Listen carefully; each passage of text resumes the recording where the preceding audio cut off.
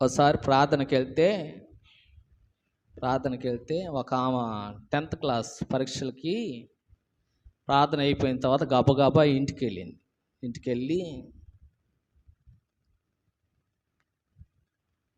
ఇంటికెళ్ళి ప్యాడను పెన్ను తీసుకొచ్చింది.